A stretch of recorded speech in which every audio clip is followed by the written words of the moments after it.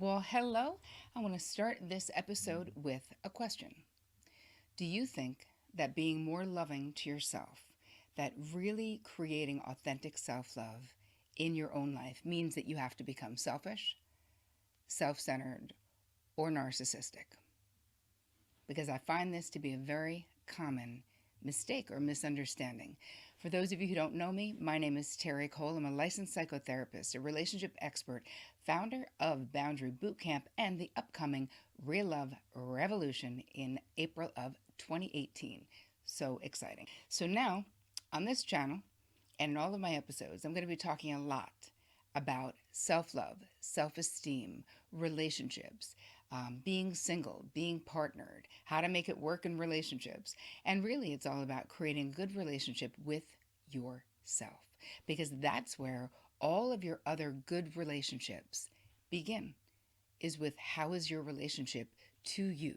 What do you think about you? How do you feel about yourself?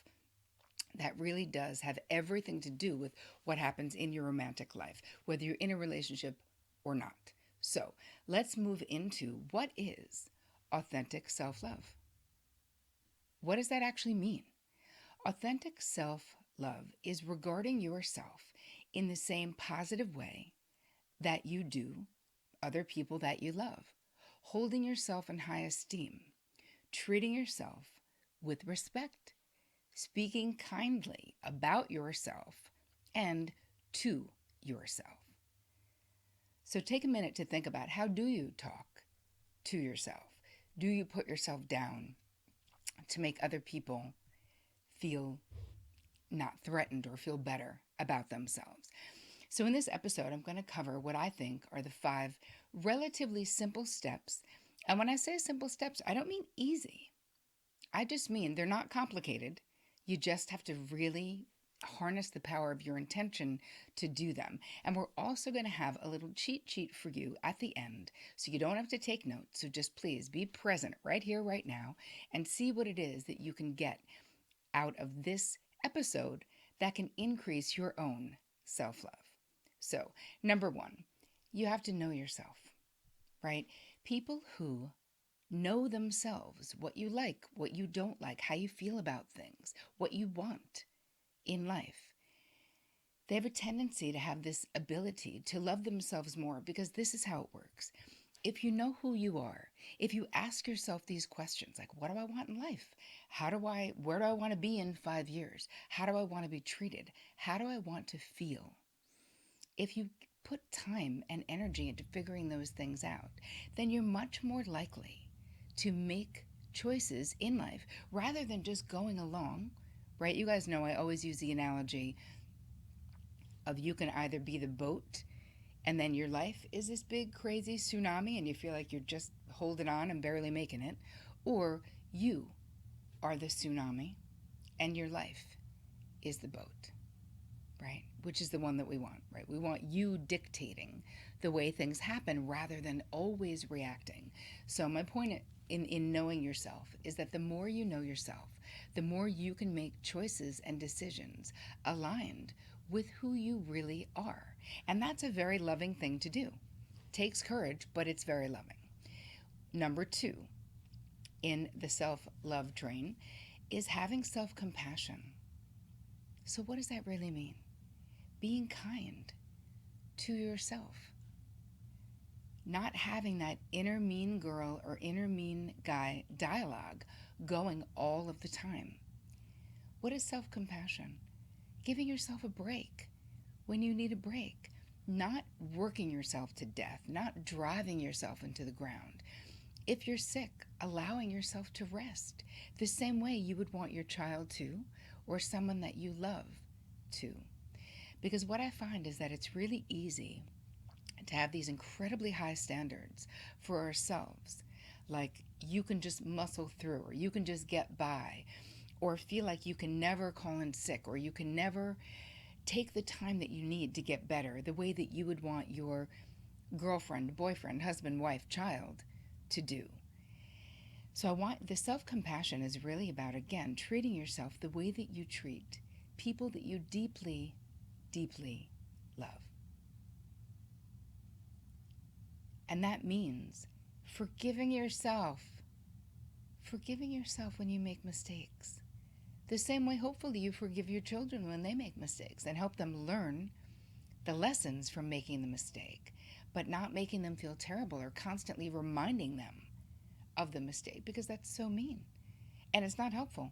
Anyway, it doesn't make you learn anything. It just creates low self-esteem, right? Constantly remembering. Our job is to learn from the mistakes, just like we did in last week's video. If you guys didn't see it, please go back. It's one of my favorite annual rituals, and it was called What Crap Are You Leaving in 2017? It's a little burn ritual. You don't want to miss it. It's in last week's. Go back to it. In the meantime, moving on. Self-compassion was number 2, super, super important. And number 3, moving more deeply into the self-forgiveness, because that is a category unto itself. What does this actually mean for so many of us? Losing the perfectionist complex. This whole thing about perfectionism, it's such a trap for misery, you guys. It is such a trap for misery because there is no perfection, right? This is not the way life is. There's no perfection. We are just human beings doing the best that we can, hopefully learning from our mistakes. But there's nothing that is perfect. And what ends up happening when you have this perfectionist complex, which I talk about on this channel, and I'll be talking about more now that we're revving up the Real Love Revolution video series is back on. I always do this in the beginning of the year. We'll be talking quite a bit about perfectionism because it just sucks so bad. And it really, speaking of sucking, sucks the joy out of life. So, number 3 is that you have got to practice self-forgiveness, which really means getting rid of that perfectionist complex. Being kind to yourself, as I was saying in number 2 about if it were a child. How would you be? How would you act when they make a mistake? And if you say that you would be really mean, then I want you to think about that, because that doesn't help a kid at all. That really produces low self-esteem. It doesn't actually make anyone better at anything, although people are under this illusion that it might, but I promise you it doesn't. Number 4 is what I call crushing your racket. So you guys know, we've talked about this before on this channel, and if you don't, you can go find the video where I cover this, about what is your racket. So you've got to get clear about what your limiting story or self-sabotaging racket is that you have about yourself. How do you talk about yourself in the world? What is it that you tell people about yourself? Do you reinforce all of your limitations or the things that you see as limitations? Oh, I can't lose weight. Oh, I'm terrible in math. Oh, I'm whatever it may be. Or do you talk about the things that you're good at? Do you focus on what's right in your life and what's right in your skill set? Because your racket, this limiting belief that you go around talking about and trying not to threaten people with, let's just say, really, really can get in the way of you creating authentic self-love, because you're constantly talking shit about yourself, right? Now, if a friend does that to you, do you feel like they authentically love you? Do you feel authentically loved by someone who is constantly talking badly about you? Of course not. This is the same thing when it comes to you talking badly about you. So I want you to really get clear about how is it you go into a conversation, a new relationship, a new situation, a new job. Are you always putting yourself down so that other people don't feel threatened by you? Because this is a super important thing to know about yourself. It is so self-sabotaging. Please stop right now. So I want you to be aware of what that is so you can start just focusing on what's right. And again, we're not talking about bragging. We're talking about speaking to your own strengths. There's nothing wrong with someone saying, you did an amazing job, you are great at that. And you saying, thank you so much, I worked really hard. And it makes me so happy that you say that, thank you. There's a way to talk about yourself in a positive way that's not being narcissistic or self-absorbed, and also allowing other people to give you a compliment and to take it. So, number 4 is really crushing that limiting racket, figuring out what it is and getting rid of it. And the last thing is that you've really got to become a boundary ninja. You do. Listen, when you set limits, when you say no to work, to things that you don't want to do in romantic relationships or activities that deplete you or harm you, right? Physically, emotionally, spiritually. This is a way of truly exhibiting and exercising and creating more self love. Because when you don't do that, it's like you're without proper boundaries, without being able to say no. What you're really doing is not protecting yourself. Now, again, if we put it in terms of children, if you have a child and there was something that they were about to do that was harmful to them, would you draw a boundary? Would you stop them? Would you try to stop them? Would you pull them out of harm's way? Of course you would. So, I want you to do this for yourself, which is really thinking about where is it that you say yes when you really want to say no? How can you start saying no with kindness, with ease, with grace when you want to say no? Changing things, and it doesn't matter if you've always done something.